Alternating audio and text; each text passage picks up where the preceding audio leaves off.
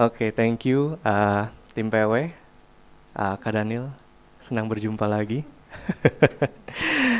Oke, apa kabar teman-teman? How are you? All good? Oke, nice. Eh, Hari ini kita masih berada di bulan tentang work ya, tentang bekerja, right?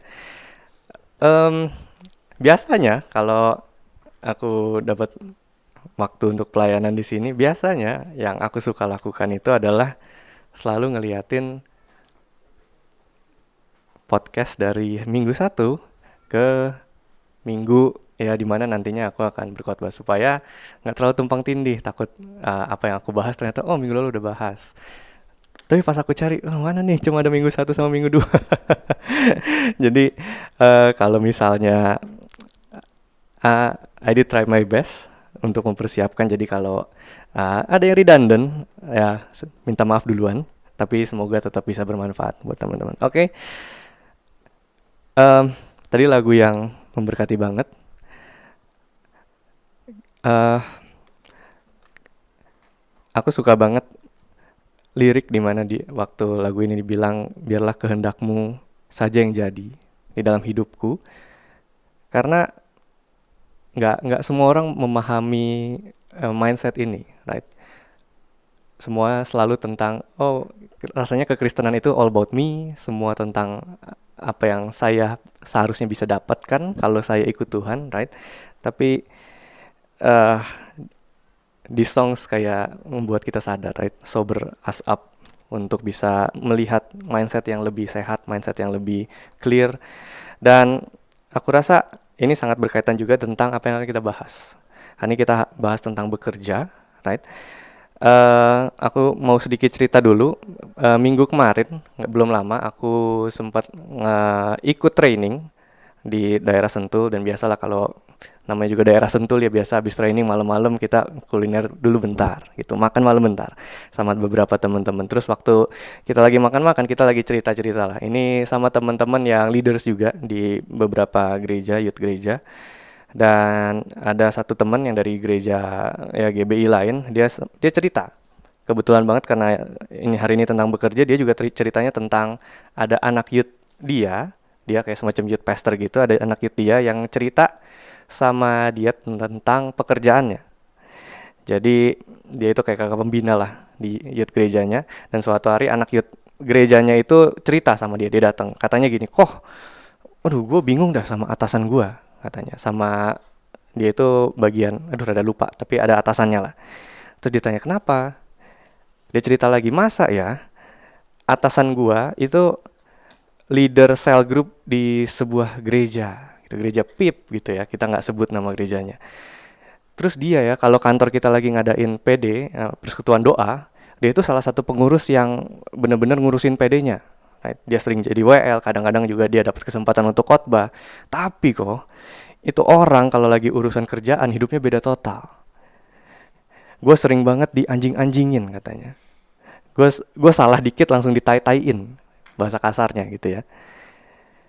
Gue yang udah kerja keras tapi dia yang take credit hasil kerja keras gue. Semua mesti berjalan sesuai maunya dia. Kalau melenceng sedikit aja gue diancam dikasih appraisal yang jelek ke atasan, right? Terus anak-anak bilang munafiknya dewa banget kok. Dan ini yang sayangnya sering terjadi dalam mungkin kehidupan kekristenan beberapa orang. Hal terburuk yang orang lain bisa bilang ke kita, atau orang kantor kita bisa bilang ke kita, itu mereka bilang, hah lu Kristen? Yang bener lu, kok gak ada Kristen-Kristennya selama ini? Gitu kan, dari cara lu kerja, dari cara lu ya jujur menghasilkan data, kok gak kelihatan kayak orang Kristen gitu kan. Padahal dimanapun kita berada, kita dipanggil untuk jadi terang, teman-teman, right? Termasuk tempat kerja kita. So hari ini aku akan bagiin 3 value. Oh, begini. Oke.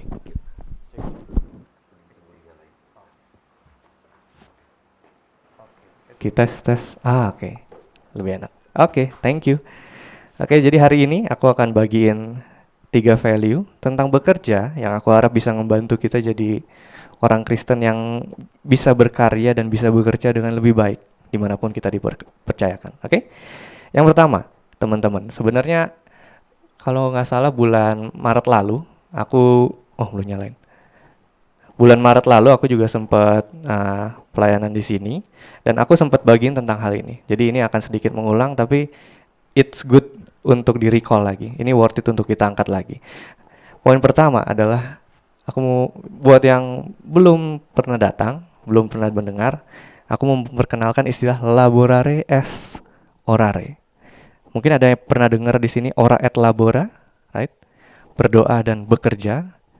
Ora et labora, ora berdoa, labora itu labor, bekerja, right? Tangan kita di satu sisi melipat tangan, meminta kepada Tuhan, berdoa, tapi di sisi yang lain tangan kita itu juga bekerja.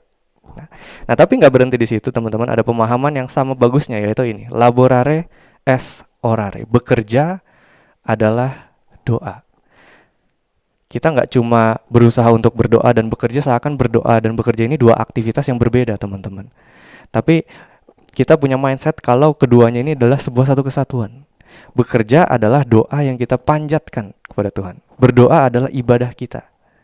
Bekerja adalah ibadah kita. Bekerja adalah penyembahan kita untuk Tuhan. Right? Bekerja dengan baik, bekerja dengan excellent, bekerja dengan etika yang baik, etika yang mulia, itu adalah bentuk ibadah kita kepada Tuhan. Ibadah kita itu bukan cuma di hari Minggu jam 10 sampai jam 11, right? Tapi ibadah kita juga setelah kita keluar dari ruangan ini. Right? Kita kembali ke keseharian kita, ke pekerjaan kita. Bayangin aja gini, teman-teman. Kalau misalnya kamu lagi mau bawa mobil kamu ke sebuah tempat servis untuk dibenerin. Right? Ada dua opsi tempat servis yang bisa kamu datengin. Di tempat servis A, mereka itu punya tempat tunggu yang nyaman banget, nyaman pol.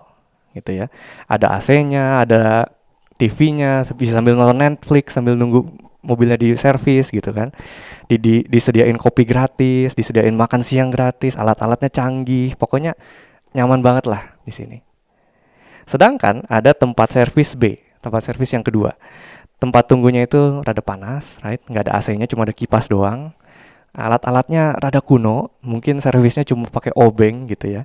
Boro-boro dikasih kopi gratis, air mineral aqua gelas aja disuruh bayar gitu kan.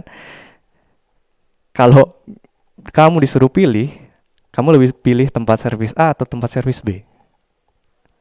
Ya logikanya tempat servis A lah ya. Kedengarannya lebih enak.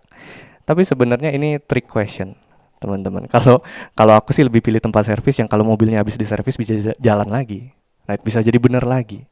Ketika dia lagi di jalan, dia bisa berjalan dengan kondisi yang maksimal, ya nggak?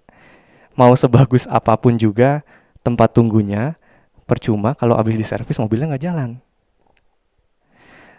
Ini bukan masalah seberapa nyaman tempat tunggunya, bukan tentang fasilitas yang dipunya, karena kualitas tempat servis, kualitas sebuah tempat servis, kualitas sebuah bengkel nggak ditentukan dari bagus atau enggaknya tempat servisnya.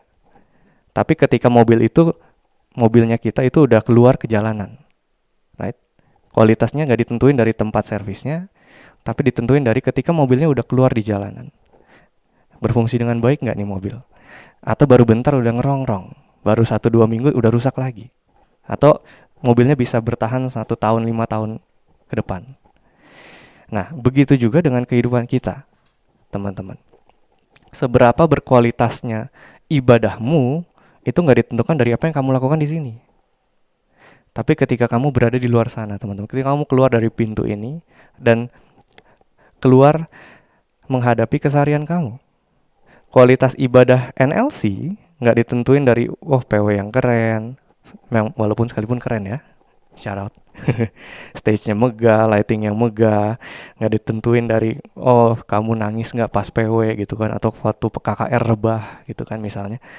Kualitas ibadah NLC ditentuin ketika setiap dari kita keluar dari gedung ini, kita tersebar dimanapun kita dipercayakan, entah di kantor A, entah di tempat kerja B, entah di tempat bisnis C, dan kita bekerja dengan kualitas dan etika kerja yang excellent, teman-teman. Itu di mana kualitas ibadah kita ditentukan. Makanya di Kolose 3 ayat 23, ini famous verse, aku yakin selama berminggu-minggu ini udah diulang. Apapun juga yang kamu perbuat, perbuatlah dengan segenap hatimu seperti untuk Tuhan dan bukan untuk manusia. Kita kan hidup untuk Tuhan, bukan untuk siapa-siapa, right? Kalau memang untuk Tuhan, ya apapun yang kita perbuat, ya lakuinlah untuk Tuhan. Termasuk pekerjaan kita. Kita beri yang terbaik karena ini ibadah kita, teman-teman. This is our service. This is our worship. Oke? Nah, kemudian poin yang kedua. Apa yang bisa menghalangi kita untuk nge-achieve poin ini? Apa yang bisa menghalangi kita untuk kita jadi nggak bisa untuk laborare es orare? Poin yang kedua, teman-teman. Ada seorang Kristen, dia seorang penulis buku namanya Dorothy Sayers. Kelihatan ya. Dan di bukunya dia sebenarnya ini bukan dia yang bilang, tapi ini ada temannya yang bilang ke dia. Tapi kira-kira ditulis begini, teman-teman. What is happening today is that nobody works for the sake of the thing they do. The result of the product is only a byproduct of the real aim. The real aim in work is money or status. So, doctors practice medicine not primarily to relieve suffering, but to make a living. The patient is something that happens along the way.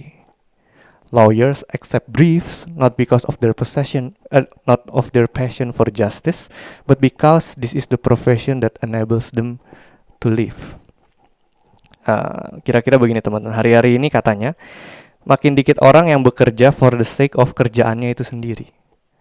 Hasil dari pekerjaan kita itu cuma byproduct dari target kita yang sebenarnya, which is kadang uang, kadang status, kadang penghargaan. We work to get money. Akhirnya makanya gak heran banyak dokter yang buka praktek bukan untuk memulihkan sakitnya orang, tapi untuk cuan. Banyak pengacara yang menerima kasus bukan karena hasrat mereka untuk menegakkan keadilan, tapi untuk cuan. Banyak mungkin pejabat publik yang menerima tanggung jawabnya sebagai pejabat publik bukan untuk melayani publik, tapi untuk cuan. Makanya gak heran banyak korupsi di mana-mana, right?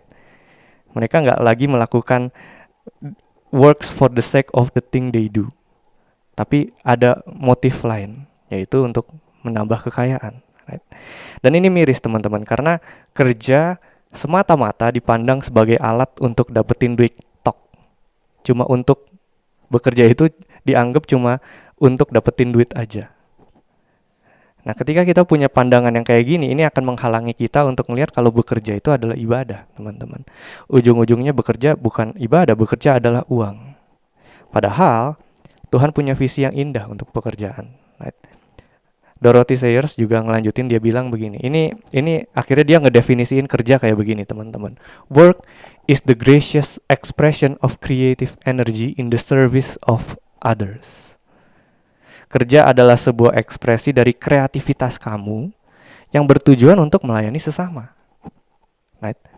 Dan aku suka banget sama ayat ini. Ini salah satunya jadi ayat panduan juga. Kisah para Rasul 20 ayat 34 sampai 35. Ini Paulus yang ngomong, dia bilang begini. Dia lagi ngomong ke orang jemaat, dia bilang, "Kamu sendiri tahu bahwa dengan tanganku sendiri aku telah bekerja untuk memenuhi keperluanku dan keperluan kawan-kawan seperjalananku. Dalam segala sesuatu telah kuberikan contoh kepada kamu bahwa dengan bekerja, demikian kita harus membantu orang-orang yang lemah dan harus mengingat perkataan Tuhan Yesus. Sebab ia sendiri telah mengatakan adalah lebih berbahagia memberi daripada menerima." Buat Paulus, pekerjaan yang dia lakukan bukan untuk kepentingannya sendiri, teman-teman. Bukan sebuah alat untuk cuma memperkaya dirinya doang, tapi untuk juga kepentingan orang lain. Dia jadikan pekerjaannya bukan hanya sebagai sarana untuk mendapatkan uang, tapi dia menjadikan pekerjaannya sebagai sarana untuk melayani sesama. Work, dan at least dari apa yang firman Tuhan ajarkan, gak pernah bertujuan untuk semata-mata ngebuat kita kaya. Bukan yang gak boleh juga punya duit gitu kan, punya duit banyak, enggak juga. Tapi seenggaknya bukan itu tujuan utamanya. Tapi untuk menjadi sarana agar bisa melayani sesama dengan lebih baik. orientasinya itu selalu other centered. Visi dari bekerja adalah other centered, untuk melayani sesama. Oke? Itu poin kedua. Dan hari ini aku nggak akan terlalu banyak bahas, tapi poin ketiga, ini terakhir. Aku mau ajak kita semua untuk buka Pengkhotbah 9 ayat 1 sampai 10. Pengkhotbah 9 ayat 1 sampai 10. Aku nggak catat di sini, jadi aku invite teman-teman untuk buka di Alkitabnya. Pengkhotbah 9 ayat 1 sampai 10. Oke, aku akan bacain buat teman-teman semua.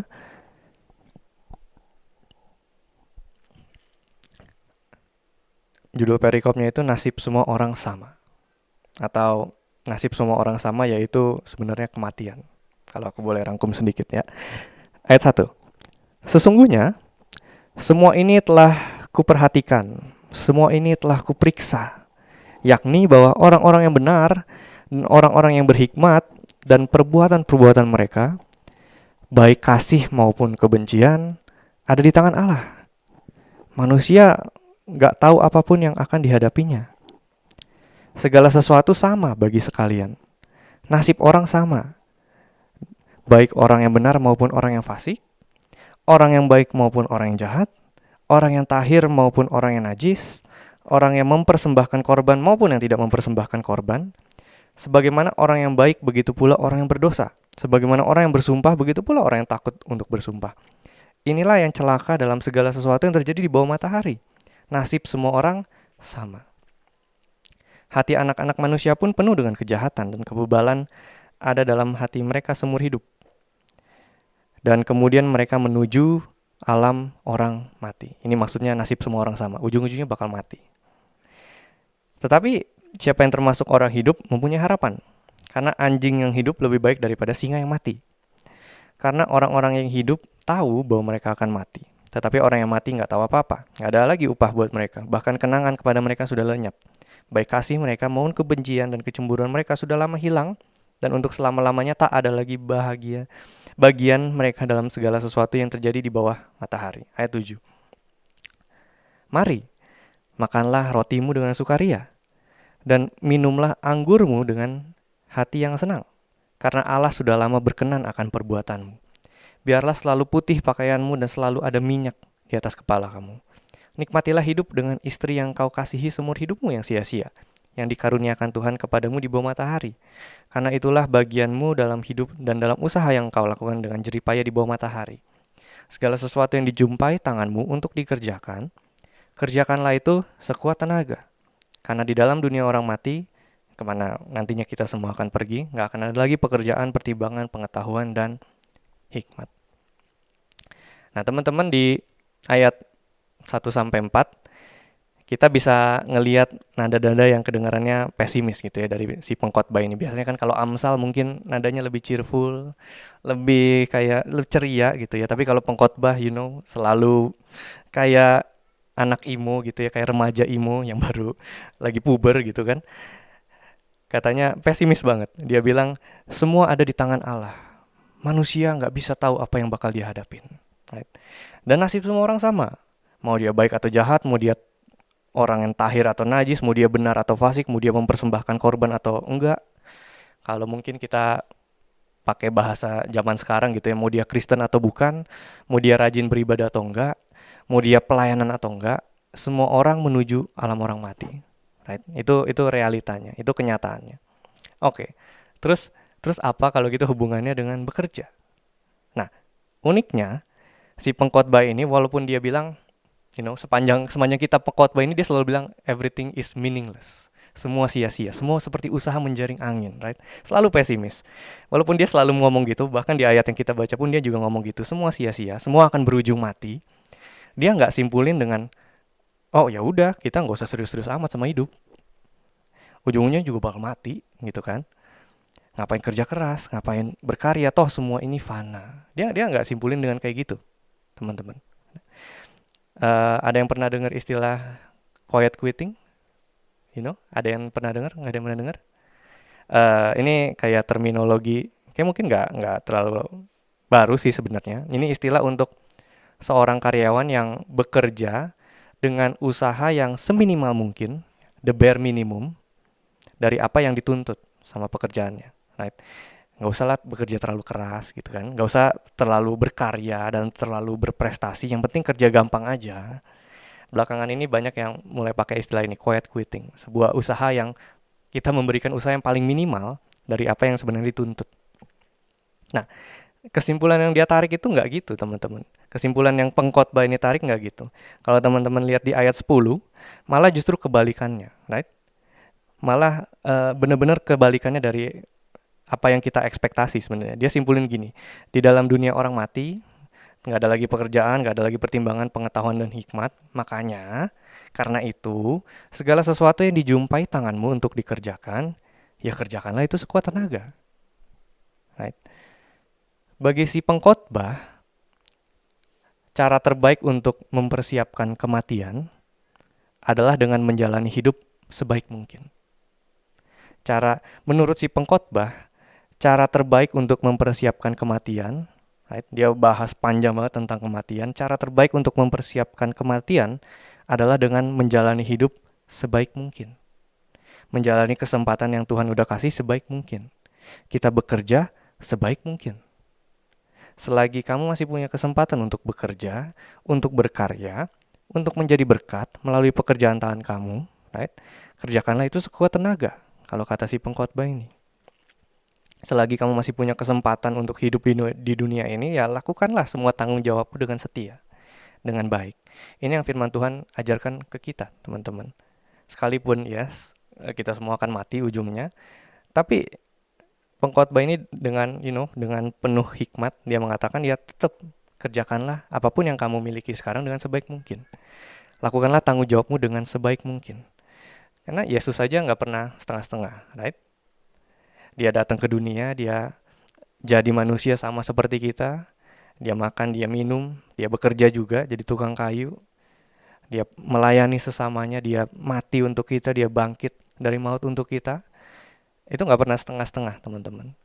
Sama kayak lagu yang kita nyanyiin kan, dia selalu mengejar kita, bahkan meninggalkan yang 99 untuk mendapatkan kita, dan nggak pernah setengah-setengah, teman-teman. Masa iya kita mau setengah-setengah juga dalam meresponi apa yang Tuhan udah tunjukkan kepada kita terlebih dahulu. Nah, tapi poinku di sini teman-teman, ada yang belum kita bahas. Si pengkhotbah nggak berhenti di ayat yang penting kita kerja keras. Si pengkhotbah itu kalau kita lihat di ayat 7-9, ada nilai juga yang si pengkhotbah ini harapkan kita nggak lupain di dalam hidup ini, yaitu menikmati anugerah Tuhan, teman-teman. Di ayat 7-9 dibilang begini, mari, makanlah rotimu dengan sukaria, dan minumlah anggurmu dengan hati yang senang. Karena Allah sudah lama berkenan akan perbuatanmu. Biarlah selalu putih pakaianmu dan selalu ada minyak di atas kepalamu. Nikmatilah hidup dengan istri yang kau kasihi seumur hidupmu yang sia-sia. Walaupun ada sia-sianya tapi tetap dia nikmatin, right? Yang dikaruniakan Tuhan kepadamu di bawah matahari. Karena itulah bagianmu dalam hidup dan dalam usaha yang kau lakukan dengan jerih payah di bawah matahari. Sekali lagi teman-teman, cara terbaik untuk mempersiapkan kematian menurut si pengkhotbah ini adalah dengan menjalani hidup sebaik mungkin. Dan ini termasuk bagaimana kita menikmati hidup kita, menikmati istirahat kita dari bekerja.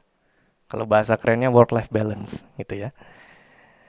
Nggak bisa dipungkiri lah, karena kerja itu bagian dari hidup, dan sebagian besar dari hidup kita didedikasiin untuk kerja. Tapi jangan sampai kegocek juga teman-teman. Hidup itu bukan untuk kerja aja, right? Have a rest and enjoy it. Tuhan mau kamu juga untuk menikmati anugerah yang Tuhan udah kasih kepada setiap kita. Karena Tuhan aja habis 6 hari bekerja, right? Habis 6 hari berkarya, mencipta, menjadikan chaos into order. Di hari ke-7 Tuhan ngapain? Dia beristirahat. Dia menikmati dan merayakan apa yang dia telah ciptakan. Selain kita meneladani Tuhan yang bekerja, kita juga perlu meneladani Tuhan yang beristirahat, teman-teman. Dan menikmati jerih payah yang udah kita lakukan. Dan ini bukan do it in a selfish way, right? Kita nggak mau juga untuk akhirnya kita pergunakan apa yang udah kita susah payah cari uang yang kita dapatkan untuk diri kita sendiri, enggak. Tapi ya kita juga berhikmat juga ya. Ada momen-momen di mana kita juga boleh loh menikmati itu semua. Right? Karena nggak bisa dipungkiri teman-teman, kita hari-hari ini mungkin kenal tentang hustle culture, right? Budaya gila kerja yang menuhankan pekerjaan di atas segalanya, right? Kita memberikan ruang yang sangat sedikit untuk beristirahat. Atau bahkan teman-teman mungkin kalau pernah dengar di China, itu ada work culture 996, right? Kalau pernah dengar. Lu kerja dari jam 9 pagi sampai jam 9 malam selama 6 hari, Senin sampai Sabtu. Right? Kamu kerja, kalau dihitung ya, kita itu 9 to 5 itu 8 jam per hari, kita itu 40 jam per minggu bekerja. Mereka itu 72 jam per minggu, 12 jam sehari, dan punya waktu cuma 1 hari untuk istirahat. Dan ini brutal teman-teman. Udah terlalu banyak research yang bilang kalau hustle culture, 996 work culture ini do more harm than good. Lebih banyak bahayanya ketimbang keuntungan yang didapat.